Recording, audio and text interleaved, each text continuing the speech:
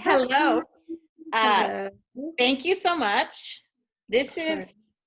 Linda Chavez, and she was a student, graduated from UTB. Is that right? Correct. It started off UTB-TSC, and when I finished it was UTB. So she's a pianist, and she runs Brownsville Piano Studio, and you also work for Harlingen CISD Yeah. as well. Correct. So my days are pretty packed, especially right now because we just started with virtual learning with the students. So we have to be logged in at 7:50 in the morning for any kind of morning tutoring. Then I teach choir all all mornings. But then this year is very cool because they called me last week saying that they were going to start some piano classes in the afternoon. So now I get to teach piano at HCISD, which is very cool. I'm teaching piano without pianos because we're all remote. So it's been interesting planning for that. And then I finish at HCISD, and then I teach my private piano students at Brownsville Piano Studio, BPS. And that is all remote right now too. We are open only one day. We're open on Mondays in person, and we do space out the students 5 minutes in between each student, making sure that we wash hands, sanitize, but only on Mondays we're open in person. All the other days we're virtual. And you wear masks. Yeah, masks, we have filters in every room, all the CDC guidelines. Okay. Can you tell us about your musical background and how did you start piano? Yeah, so I grew up in a musical family always. I think maybe one or two of my relatives were professional musicians, but it's like something that everybody knows how to play the guitar, everybody knows how to play some piano, everybody sings, and so music was always something that was very present in my life. And also, growing up, I played at church a lot too, and so that my piano teachers were always the church pianist, always. And so if we would get a new pastor, I would get a new teacher. So I went through quite a few, maybe, I don't know, maybe 6 piano teachers growing up, which was quite hard because every teacher has, their own way of teaching, their own strength. And so it wasn't really until I started a university that was a little bit more classically, uh, focused and much more, I don't know if rigorous is a word, but definitely much more discipline with that, with obviously with what comes with classical playing. It's not as much, all right, let's sit down and play some chords and sing along, but hey, we Mhm. need to sit down and play this sonata. So That's so interesting because it's backwards from mine. I didn't do church till later. So I yeah. was good at playing those scales and following the structure. And I didn't like some of the teachers. So sometimes I loved music, but I played very technically well because I had the background, but with kind of no emotion. It took me a while to relax. And it was church work that helped me start improvising, using Orff and playing chords and not worrying so much. So that's Right, a little bit more freeing and definitely much more ear based, yes. less reading. Um, who did you study with? Who did you start studying with at the university? I started studying with Dr. Andrade. I was his very first student at the university, actually. So I think he came in fall semester, but he came in a couple of weeks in. So I didn't start until my spring semester with him. And so from the beginning, he was like, okay, we're going to train you as a performance major. So you're going to do 3 recitals. And our goal is, well, I mean, obviously he asked me, what is my goal, which is something that I think I didn't really have very clearly defined until, I got to see kind of all the possibilities that can happen with music. A lot of people come into music thinking, okay, the only track is to be a university professor. And so seeing that there was also so many other possibilities within the music world was kind of what helped me, I guess, feel a little bit more motivated and try to keep going after college, you know, trying to pursue a degree afterwards. So that's what our plan was from the beginning. Okay, we're going to work really hard so that we can get into a good school after my undergrad. And yeah, I did work very hard. I actually threw out my back for one of my songs. I was over practicing, and yeah, don't over practice. The struggle is real with that. So, but it was definitely Dr. Zay who very much helped mold my path and helped me see, you know, a way out of Brownsville to be able to bring stuff and come back and give back to my community later. So. That's so wonderful. Tell us about when you went away and memorable performances you've done, because I remember that. Yeah, so when I think I was a junior here at UTB, I was fortunate enough to win the concerto competition. So I got to play Mozart concerto with the orchestra there, and it was very fun because it's already special to be able to collaborate with an orchestra, but it's so much more fun because it's all your friends that you're playing with. So getting to, and just feeling that support from, you know, your colleagues, from your friends, from and then all of I feel like what also made it very different was that if I was away at another school and had gotten to win the competition, not as much as my family would have been able to go. So it was also very, very sweet to be able to share it with them. And upon graduating, I was accepted to, I think it was 3 schools, and my top choice was actually not my top choice, but the school that had the best offer was not the school that I actually ended up going to. And so I remember talking to Dr. Saxon and Dr. Andal and telling them, like, well, you know, what do I do? Especially this is a problem that happens whenever whenever you're fortunate enough to have different possibilities, right? I was able to go study pedagogy at one.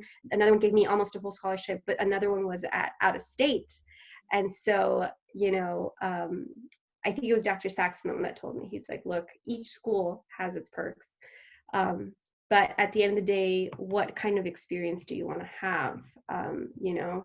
And so I ended up choosing going to Boston and getting to study over there. And it's the decision that I very, very much am glad that I took, because it was not just the school, but it was also the culture that revolved around, you know, concerts every day, high quality musicians that come, and you have the Boston Symphony there, and you have, you know, New England Conservatory, and all of these people that are coming every single week. So the learning curve happened also outside of school, and also it was a highly international school. So one of my best friends was actually from Turkmenistan. And so getting to know people from different cultures, different backgrounds, different ages, especially in grad school, you meet people that end up, you know, taking years off and then come back and have all this experience to share. And so through there, I also met one of my friends that we created this piano duo called Table for Two. And so we've gotten to play also a lot. We won this competition in Austria, so we've gotten to travel and play over there. And our niche, I don't know how to say that word, was women composers. So we were trying to also bring awareness to all of these female composers that were very, very much overlooked. And so it was very, very, I feel very fortunate to have had those opportunities. So that's just wonderful. We can find some of your videos from that and share with the class also. Yeah. And I did have another question about what ages do you teach in the studio, and what do you think makes a successful teacher? So at the studio, we teach all ages. We actually started a baby and toddler class because I teach my nephew, and he's very he loves music, and yes, he's very talented, and people always tell us, well, what do you do and what do you have to do, to what do you work with, how many hours does he practice? And the truth is that it really started because as a baby we exposed him to music, and so to him it's always like, hey, let's listen to a symphony, let's listen to, when he was 2 years old, I was going to accompany Andrade on the Emperor Concerto.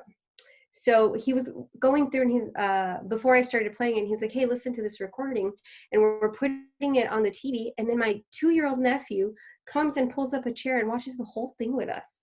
And we were so impressed because it's like a 40-minute concerto, and he just sat in because it was the most normal thing.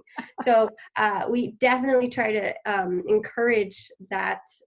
So we start off with our babies, and that's a group class. And private lessons, we start at 4 years old. And so we have a student who's actually had 2 hip replacements. So you're never too old to learn. We also had a group piano class for older kids, but I took that off during the pandemic because it was just, I encouraged them more to do it privately, only because the class was too small. So it was also kind of, the group experience wasn't being as beneficial. So I just suggested that they do private, and so they did. But those are more or less the ages that we teach and how we start there. What do you look for when hiring teachers? So my first point of reference is Dr. Andrade. I always call him and I'm like, hey, how did this person do in your class? And so he'll be like, who is this person? And sometimes he won't have him in class. And it's not the end all. And it's never like, how do you feel about the student, or how do you like the student or not? It's like, hey, did this student were they successful in your class?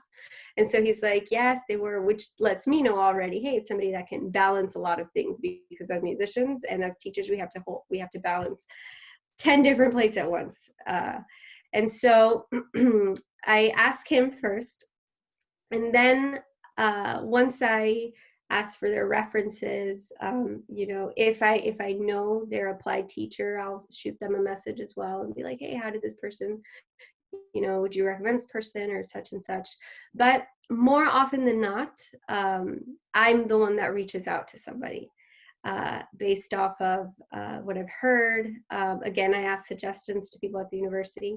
And once I reach out, and once they're in, or once they come in for an interview, I think that I look for people that are, yes, I want them to be talented. Yes, I want them to be, wonderful performers. But I think I look for people that are committed, because I've worked with a lot of people that are very gifted and very talented, but maybe they were not as committed to their students. And so their students felt that. Or, they would, also people that are, we had an instructor that literally had 1 student for the whole semester. And even though they had 1 student, they made sure to come to every single BPS team member meeting, every single event, any recital that we had. And they only had 1 student. So I was so impressed by the level of commitment that this teacher showed. And that teacher now has a head director job at one of the schools here. Also people that are responsible. Like I said, we have to juggle a lot of things. And so we do ask of all of our instructors that, hey, if your lesson starts at 5, it actually starts at 4:55. So make sure that you're mentally prepared to go into that teaching mode, mentally prepared, physically prepared, having your materials, responsible, also being able to communicate with parents well, and somebody that's also effective, somebody that is always willing to learn. I think as teachers, we always, there's always new information out there. And as we see that now, we're all first-year teachers now because we're all learning online. So being able to kind of acknowledge, hey, yes, I'm being good. I'm good at what I'm doing, but I can always be better. So somebody that's always kind of trying to reflect and be be a more, I don't know, I guess a more creative teacher. I'm looking for, you have other instruments that people teach at Brownsville Piano Studio. Is that correct? Correct. So initially, I actually just wanted to be a piano studio, but as people kept, because that's what I knew, and so as people kept coming in, I think it was like about a month in, they were like, "Hey, would you recommend a guitar teacher? Would you recommend a voice teacher?" And so I was like, "Well, if I would recommend them, that probably means that I would hire them." And so we ended up branching out to now we teach piano, guitar, voice, violin, clarinet, cello. And so we do have other instruments that fall under our BPS umbrella.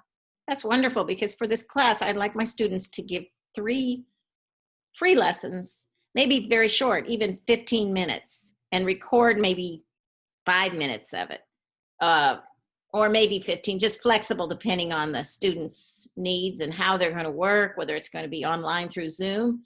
And I was wondering if they can talk to you, or you could, they can't find a student, you could help them find a student. Yeah, we have a whole bunch of students at the studio that I'm sure that even if they're taking up one instrument, that they might be interested in picking up another one. But also, we're working with 3 what I call junior instructor trainees. So they're not actually teaching just yet; they're just observing. So I highly recommend also that you, if you're looking into doing private teaching, that you observe a lot. Can they observe lessons through Zoom with you? Yes, I created an observation schedule for our three trainees, and it has the name of the instructor, the instrument, the age of the student, the level of the student, and so they can get a well-rounded approach of, okay, this is how you would teach a complete beginner, and this is how you would teach someone that maybe is a couple years in.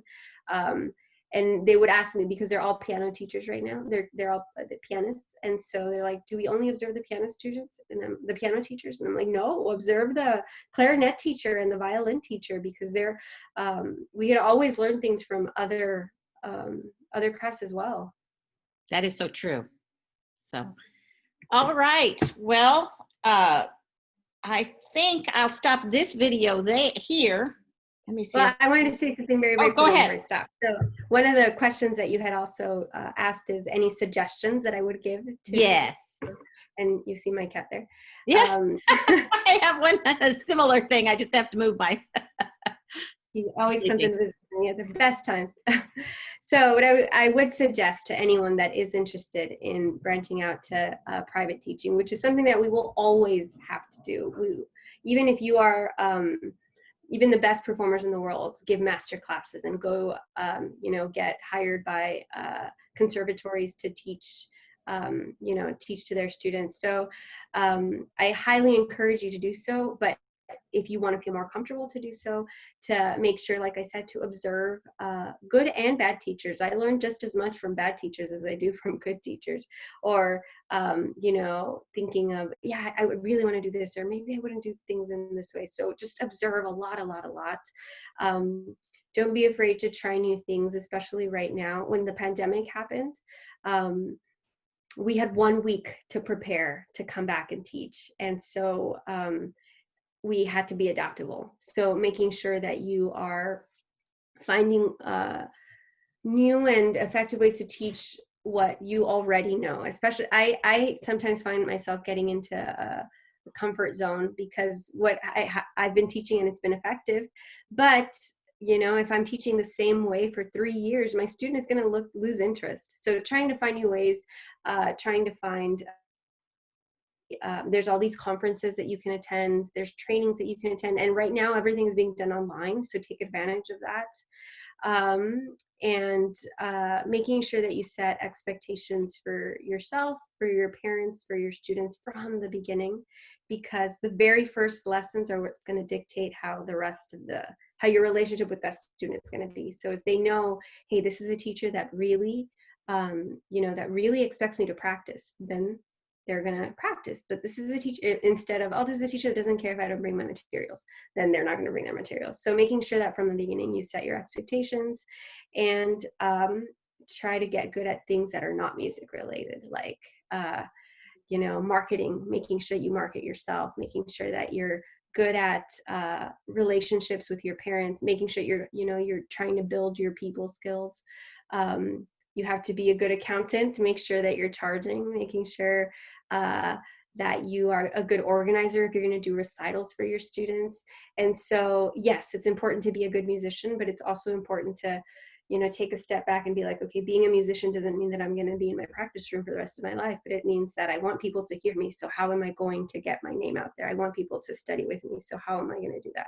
So ask around people. I've asked people that are not completely not non-musicians, be like, hey, how would you do this? How, you know, asking somebody, how do I put a video together on, you know, on iMovie or things like that. So don't be afraid to, you know, branch out and always ask for help.